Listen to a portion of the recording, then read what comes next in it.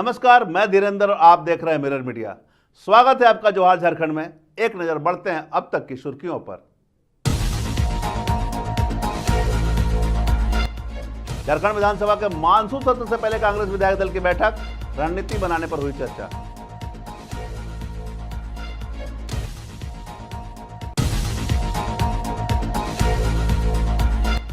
सरना झंडा लगाने को लेकर फिर भड़का विवाद। सरना समिति ने राजनीतिक इस्तेमाल पर जताई आपत्ति।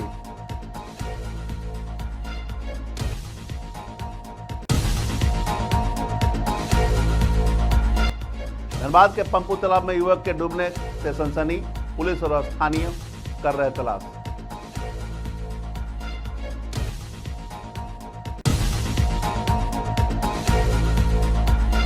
हजारीबाग में युवक की संदिग्ध मौत के बाद थाने के बाहर पहुंचे परिजन, 100 के साथ किया प्रदर्शन।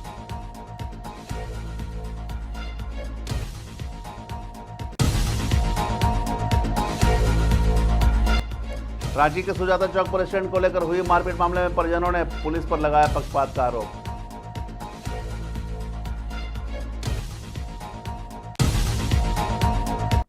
अब खबरें विस्तार से।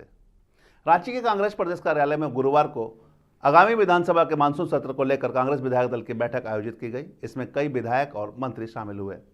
बैठक के बाद कांग्रेस विधायक दल के नेता प्रदीप यादव ने कहा कि सदन की कार्रवाई सुचारू रूप से चले, इसे लेकर रणनीति बनाई गई है। सदन में विपक्षियों के सवाल का जवाब देने को लेकर भी रणनीति बनी है। इसके अलावा राज्य में SIR को नहीं लागू करने को लेकर भी चर्चा की गई है। एक साथ उन मुद्दों का करारा जवाब देंगे और अभी जो खास करके विशेष रूप से जो पूरे आपने देखा होगा कि चुनाव आयोग ने जो एक नया फैसला लिया है SIR का, हम सबों ने कहा है कि यह हमारा मुद्दा होगा कि SIR नहीं हो, यह इस पर रोक लगनी चाहिए और उस पर हम सबों ने चर्चा की है। गठबंधन की बैठक में भी इस पर चर्चा करेंगे। हम सब प्रयास करेंगे कि प्रस्ताव विधानसभा में इसके विरोध में आए, जिससे कि झारखंड से एक विरोध दर्ज हो सके। अब मुझे लगता है कि जब JDM में थे तो वो बहुत सुलझे हुए और राज्य हित में बात करते थे, लोगों के हित में बात करते थे। रही बात मैया सम्मान योजना की, तो हमने जो बोला हम उसको दे रहे हैं। लेकिन बीजेपी ने भी बोला, देश स्तर पे बीजेपी ने भी बोला, दिल्ली में बोला उन्होंने, मध्य प्रदेश में बोला उन्होंने, छत्तीसगढ़ में बोला उन्होंने। क्या इन राज्यों में इनके मुख्यमंत्री बनने के बाद में क्या ये लागू हो पाया है? सवाल। झारखंड में एक बार फिर सरना झंड के विवाद ने तूल पकड़ लिया है। सरना समिति के अध्यक्ष अजय तिर्की ने गुरुवार को प्रेस वार्ता कर बताया कि सरना झंडा का राजनीतिक और धार्मिक तौर पर गलत इस्तेमाल हो रहा है, जो आदिवासी सरना समाज की पारंपरिक आस्था, संस्कृति और पहचान पर सीधा हमला हो रहा है। झंडा उखड़ा था, उसी दिन 2 महिलाएं गए थी थाना में FIR करने के लिए। वो कौन महिला है, हम FIR में उस दिन हम लोग थाना में जाकर उसका CCTV कैमरा निकाल कर दिखाएंगे कि कुछ लोग जाते हैं थाना में FIR करने इसी लोगों के खिलाफ में, यहाँ पर झंडा गलत ढंग से लगाया करके, और कुछ लोग को भेजा जाता है झंडा उखाड़ने के लिए। तो मनसा क्या है? मनसा एक ही चीज़ है कि बिल्डर के आड़े आ रहा था कंस्ट्रक्शन के लिए, उसके लिए पैसा उन लोगों को दिया गया है। और जब बिल्डर उन लोगों को हड़काया, 3 महीना पहले उन लोगों ने पैसा लिया है कि हड़काया उन लोगों को कि अगर आप लोग मेरा काम नहीं कीजिएगा, झंडा नहीं हटाइएगा तो आपका पर्दाफाश करेंगे। ये कहकर जब उनको धमकी दिया गया, तब लोग को आने पने एन केन प्राकेन में लोगों ने थाना में गया FIR करने का। कुछ लोग आया झंडा हटाने के लिए। बात को समझ गए ना? ये मामला झंडा का नहीं है, मामला है जमीन का, कि जमीन हम लोग कैसे हड़पे, कैसे हम मॉल बनाए। हम लोग लालपुर मौजा का ही पहन या करेगा और बाहर का पहन नहीं चलेगा। और बाहर का गांव खराब होगा, कौन देगा? आदिवासी का रीति, हाँ, बाहर का पहन नहीं चलेगा। यहाँ बाहर का पहन नहीं चलेगा, यहाँ पर दलालीगिरी नहीं चलेगा। बस जान लीजिए। गाँव बनाने जब झंडा नहीं गाड़ना है ना, हम लोग आदिवासी का झंडा नहीं गाड़ना है। पूजा स्थल भी नहीं है, पूजा स्थल है, ये पूजा स्थल है। आप लोग आदिवासी का ऐसे बनते हैं तो आदिवासी का यहाँ पूजा स्थल है। धनबाद के पंपू तालाब में गुरुवार को युवक के डूबने की घटना से सनसनी फैल गई। हादसे की जानकारी मिलते ही स्थानीय लोगों की भीड़ घटनास्थल पर जुट गई। मौके पर पहुंची पुलिस के अनुसार बाइक सवार युवक हिल कॉलोनी की ओर से आ रहा था, तभी अचानक अनियंत्रित होकर सीधे तालाब में जा गिरा। तालाब के किनारे युवक का चप्पल बरामद हुआ है। इससे अंदाजा लगाया जा सक रहा है कि वह गहरे पानी में डूब गया है। स्थानीयों की तत्परता दिखाते हुए तालाब में उतरकर युवक को खोजने की कोशिश की, लेकिन कोई सफलता नहीं मिले। युवक की पहचान आमटल निवासी रवि हाड़ी के रूप में हुई है। बताया जा रहा है कि रवि के पिता रेलवे में कार्यरत है। रवि अपने पिता को हिल कॉलोनी छोड़कर घर लौट रहा था, तभी दुर्घटना हुई है। पूरे मामले पर पुलिस जांच पड़ताल में जुट गई है। तो यहाँ पे आए, एक गाड़ी पड़ी हुई है, लोगों के द्वारा बताया कि एक आदमी गाड़ी से गिर करके डूब गया है। बस कितने बजे की है? ये अभी जस्ट 5 से 10 फिलहाल अभी क्या चल रहा है? चल रहा है, देख लीजिए आपके सामने खोजबीन चल कोई रहा है। स्पेशल टीम आई है इसको लेकर के? अभी कहाँ से आएगी, अभी सूचना किया गया है, आएगी। आगे और क्या कार्रवाई रहेगी? इसको निकालने के लिए जो पुलिस को कार्रवाई करना है वो करेंगे। गाड़ी से कुछ पहचान हो पाई है इंसान की? इसका टोटल आदमी आ गया है, इस आदमी का टोटल परिजन आ गया है। वो देखिए, वो आदमी जो वहाँ तैर रहा है वो आदमी। हजारीबाग में गुरुवार को लोह सिंगना थाना के बाहर 100 के साथ कुछ लोग धरना देने पहुंच गए। थाना के सामने ही सड़क पर 100 को रखकर सड़क जाम कर दिया और न्याय की मांग करने लगे। मृतक राजा की मां आशा देवी ने कहा कि राजा की हत्या की गई है। उसकी मौत का कारण फांसी नहीं है, बल्कि उसे मारकर फांसी पे लटका दिया गया था। उसकी मां ने हत्या का आरोप राजा की पत्नी रानी पर लगाया है। परिजनों का आरोप है कि रानी नाचते गाने का काम करती है और पहले से शादीशुदा थी और उसके 2 बच्चे भी हैं। रानी जब नाचने गाने बाहर जाती थी तो राजा घर में बच्चों की देख रेख करता था। इसी बीच दोनों में प्यार हो गया और आज से 10 महीने पहले दोनों ने शादी कर ली। लेकिन राजा को शादी के बाद पता चला कि रानी की कहीं और भी संबंध है और इससे दोनों के रिश्ते में तनाव बढ़ गया। इसी बात को छिपाने के लिए उसकी हत्या कर दी गई। बोल रहा है कि राजा के हम उसका बच्चा के माँ बनने वाला है। तो मेरा बेटा के धीराने लगा कि राजा हमको से शादी ब्याह करो ना तो हम केस कर देंगे। मेरा बेटा शादी कर लिया, 1 साल हो गया शादी करला। अभी क्या हुआ? अभी हुआ ओकनी में रहने लगा। शादी करने के बाद वो मेरा बेटा ओकनी में रहने लगा। ओकनी में रहने के बाद मेरा बेटा फोन उन करता था, वो जाता था तालाब में, हम लोग के पास वहाँ डैम पास तालाब में मछली मारने, सबके पास बोलता था कि रानी हमको जिसका तिसका से मार खिलाता था। और गिरिडीह के एगो लड़का है, नाम है राजेश, उसको से पैसा मंगाता था। तो हम देखें तो हम डांट बोल करने लगे, लेकिन बोल रहा है कि हम नाचे गावे जीवो, हम पैसा मंगेबो, तोरा का मतलब हो। बस ऐसी से उसको साथ रोज लड़ा झगड़ा। मेरा बेटा दूसरा साथ देखा, बस उसी चलती मेरा बेटा के जान मार दिया। बेचने वाला चीज़ है कि बॉडी रोड में लेटा हुआ है, प्लस में ये बॉडी को मारा गया तो रात को फोन करा नहीं गया। ये 7 बजे मतलब जखनी भोर हुआ है, 4 बजे भोर वो दूसरे के मोबाइल ने फ़ोन की। प्लस में राजा को मोबाइल मिल गया, पुलिस पास बरामद है, जो कि रानी को मोबाइल अभी तक बरामद नहीं हुआ है। और ये लड़का जाके बोला था घर में कि नहीं, रानी बोल रही है कि एगो वहाँ गिरिडीह को लड़का है, राजेश रेड्डी का नाम है, वो लड़का से इसका संबंध चल रहा था। और हम लोग को पूर्ण विश्वास है कि लड़की मर्डर करके और फांसी में लटकाया गया है। रांची के सुजाता चौक पर स्टैंड को लेकर हुई मारपीट मामले में परिवार ने जिला प्रशासन और पुलिस पर गंभीर आरोप लगाए हैं।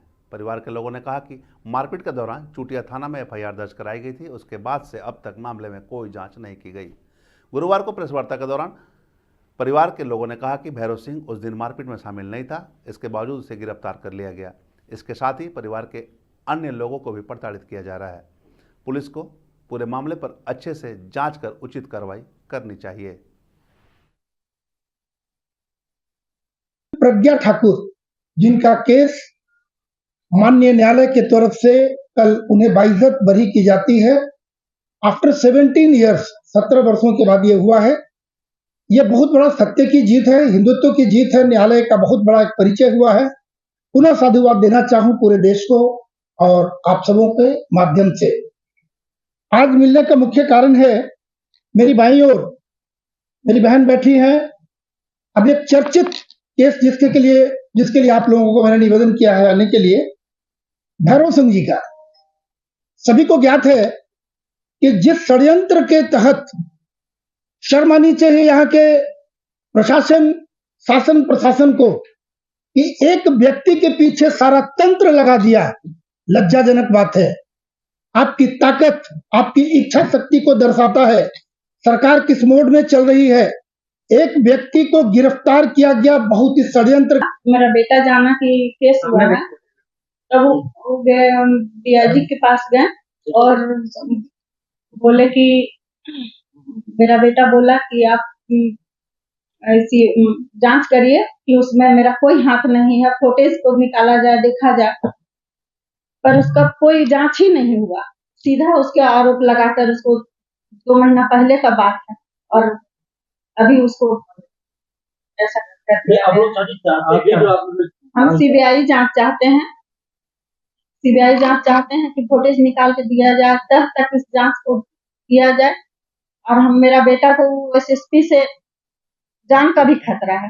रामचंद्र एक साधारण व्यक्ति है जो कि टेंडर के लिए पता नहीं क्या बात के लिए या किस चीज के लिए लड़ा, जबकि उस पूरे टेंडर प्रक्रिया में उसका कोई योगदान नहीं। टेंडर सुधीर कुमार के नाम पे मेरे पास पूरा पेपर है, पूरा डॉक्यूमेंट है, और वो टेंडर की प्रक्रिया, जबकि उस टेंडर में लिखा गया है पारा 9 में, मैं पहले भी बोल चुका हूँ आपको कि इसमें स्वच्छ छवि वाले को देना है वसूली करनी, जबकि उनका स्वच्छ छवि नहीं है। जैसा मैंने बताया, मैं प्रमाण के साथ दे सकता हूँ कि उनके ऊपर 3 केस चल रहे हैं। एक केस में वो ऑलरेडी सजा याफ्ता है, जिनको माननीय उच्च न्यायालय से बाद में बरी किया गया। तो जाहिर बात है, और ये अमन चंद्रा वो है जिनकी सीआईडी जांच हुई थी नामकुम थाने वाले कांड में, जो इस सिम का क्लोनिंग कर रहे, उसका भी पूरा पुख्ता प्रमाण है। बोकारो के बेरमो स्थित कुरपनिया कमेटी हॉल में गुरुवार को 1 दिवसीय राज्य स्तरीय ओपन रैपिड चेस टूर्नामेंट का आयोजन किया गया। इस प्रतियोगिता में राज्य भर के दर्जनों शतरंज खिलाड़ियों ने हिस्सा लिया।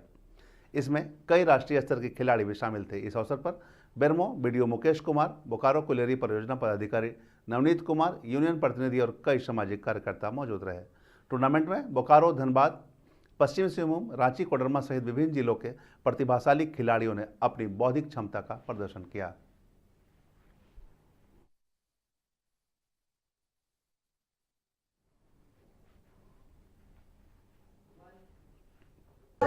जमीन पे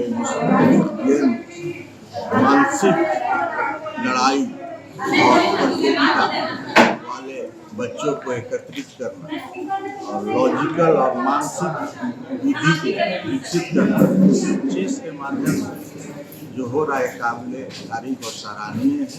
मैं इस प्रतियोगिता के आयोजन समिति के अध्यक्ष को बधाई देता हूँ। हम लोग बेरमो ओपन चेस टूर्नामेंट करवा रहे हैं और ये टूर्नामेंट करवाते में बहुत खुशी हो रही है। इस टूर्नामेंट में हमारे राज्य के जितने भी जिले हैं उन जिलों से बहुत सारे प्लेयर आए हुए हैं और सब यहाँ पे प्रतिभागी लिए हुए हैं। इस टूर्नामेंट के जरिए हमें पता चला है कि हमारे इस बेरमो क्षेत्र में भी चेस के प्रतियोगिता की कमी नहीं है, यहाँ बहुत अच्छे खिलाड़ी भी हैं। रामगढ़ में अमिताभ अंसारी की मौत मामले को लेकर अब झारखंड राज्य अल्पसंख्यक आयोग भी सक्रिय हो गया है। आयोग की टीम गुरुवार को रामगढ़ जिले के लारी गांव पहुंची, जहां टीम ने मृतक अमिताभ अंसारी के परिजनों से मुलाकात कर घटना की विस्तृत जानकारी ली। आयोग के अध्यक्ष हाजी हिदायतुल्लाह खान के नेतृत्व में पहुंची टीम ने अमिताभ की विधवा पत्नी, मां और भाई से बातचीत की और उससे निष्पक्ष जांच और न्याय का भरोसा दिलाया। रामगढ़ परिसदन में प्रेस को संबोधित करते हुए आयोग के अध्यक्ष ने कहा कि आयोग का उद्देश्य है कि किसी भी पीड़ित अल्पसंख्यक परिवार को न्याय मिले और किसी के साथ भेदभाव न हो। इस मौके पर आयोग के उपाध्यक्ष शमशेर आलम, परनेश सोलमन, सदस्य डॉक्टर एम तौशिक, कारी बरकत अली और इकरालुल हसन भी मौजूद थे। आयोग ने घटना की निष्पक्ष जांच का भरोसा दिलाते हुए जल्द रिपोर्ट तैयार करने की बात कही है। आयोग की टीम, हमारे माननीय उपाध्यक्ष भी साथ में दो थे, हमारे परनेश सोलमन साहब, हमारे उपाध्यक्ष हमारे शमशेर साहब, हमारे 3 मेंबर एम तौसीफ साहब, कारी बरकत साहब, इकरारुल हसन साहब, ये तमाम लोग मौजूद थे। हम लोग पीड़ित के घर में गए, उनकी बेवा से, उनकी विधवा से मिले, उनकी माँ से मिले और उनको मदद का आश्वासन दिया गया और हम लोगों ने उनको ये विश्वास दिलाया कि आपके साथ इंसाफ होगा। हेमंत सोरेन जी की सरकार में किसी के साथ नाइंसाफी नहीं की गई। जवाहर झारखंड में अब तक बस इतना ही। देश और दुनिया की तमाम खबरों के लिए बने रहे मिरर मीडिया के साथ।